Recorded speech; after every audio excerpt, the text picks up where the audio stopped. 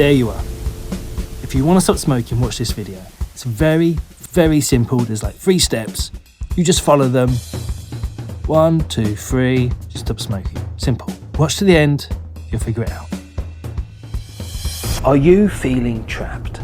Like you're stuck in that loop, trying desperately to quit smoking, but finding yourself pulled right back in every single time? It's a bit like this Chinese finger trap, isn't it? The harder you struggle with willpower, patches, gums, pills, the tighter the grip seems to get. It feels impossible. But what if you could relax and work your way out of the mechanism and finally release yourself from the trap? No more fighting, no more guilt, just a simple shift based on how your brain actually works. In the next few minutes, I'll walk you through the 3-step UFO method. I'll introduce you properly to the UFO protocol, untether the urge, find the feeling, oxygenate, and onwards. Untether means to break free and let go. You're cutting the emotional cord between the urge and your automatic reaction. You notice it, but you don't obey it. What actually is an urge or craving? We often experience it like a command, something we have to obey. But here's the first shift. An urge is just a signal. It's a learned neurological pattern, often based on past experiences or mistaken associations. Think of it like a notification bell on your phone. You can notice the bell ringing without having to immediately pick the phone up and react. The urge is just information, just like the notification bell. We can notice it and we can ignore it, or we can do something about it. You notice it, but you don't obey it. You are separate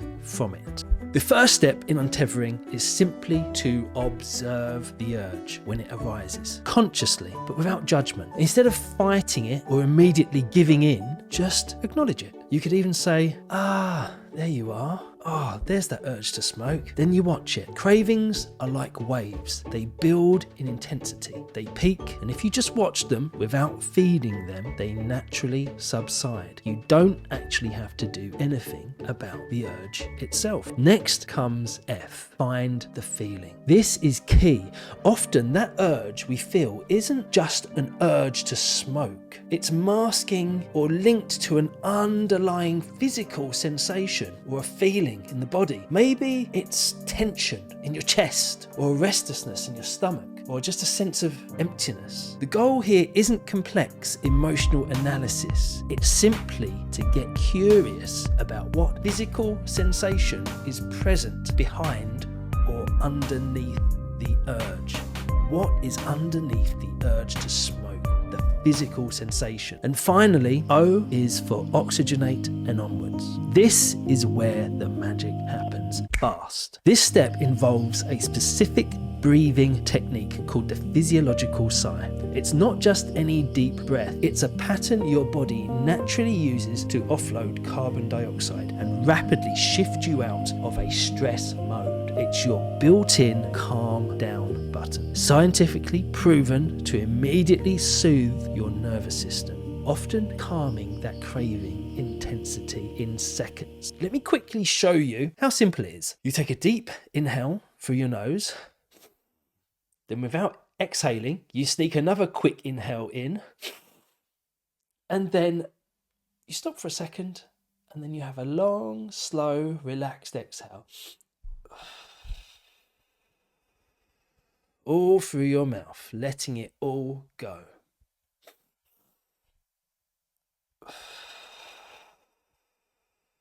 Just 1 to 3 of these can create a noticeable shift. Think of your autonomic nervous system like an internal seesaw. One side is the sympathetic system, your gas pedal for stress, fight, flight, or freeze. Urges and cravings slam down on this gas pedal.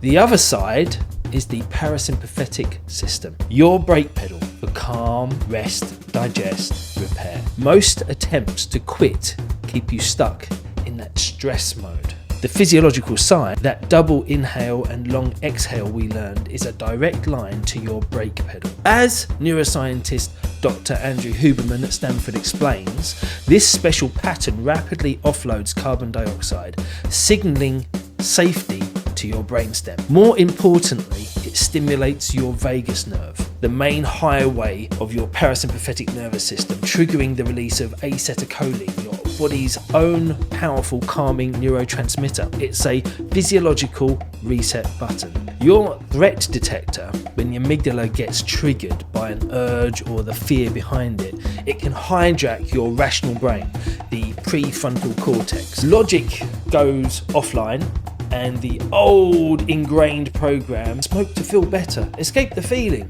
takes over automatically. This is the emotional loop in action. The UFO protocol systematically interrupts this hijack, untethering by observing the urge calmly, tells the amygdala this signal isn't a threat.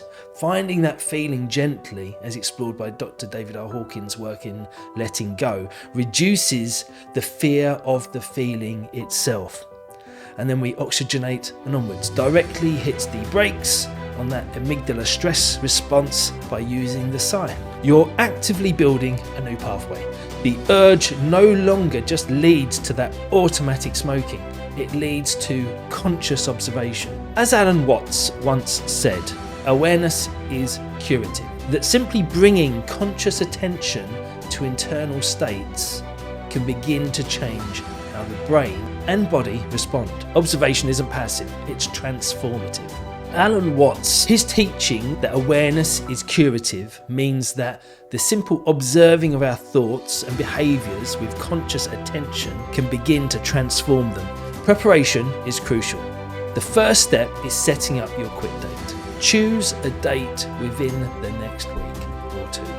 Long enough to prepare, but soon enough to maintain momentum. Don't think of this day as the start of your struggle. Think of this day as the first day of freedom. And if you can, write it down and just commit to it mentally. You need to clear your environment. That means get rid of all of your cigarettes, lighters, ashtrays, anywhere in your home, in your car, in your workspace. Clean these areas. Maybe even use air freshener. Let's get this place smelling different. This step is vital. Practice and test the UFO protocol before the quit date. Don't wait until day one. Try these tools right now. When you feel an urge, maybe one that you weren't going to act on anyway, just practice the untether. So that's just pause and observe. Just observe it without judgment. Notice how it changes or fades. When you feel stressed, or even when a craving hits, practice the physiological sigh. Feel that instant shift towards calm. Each time you do this, you're proving to yourself that these tools work.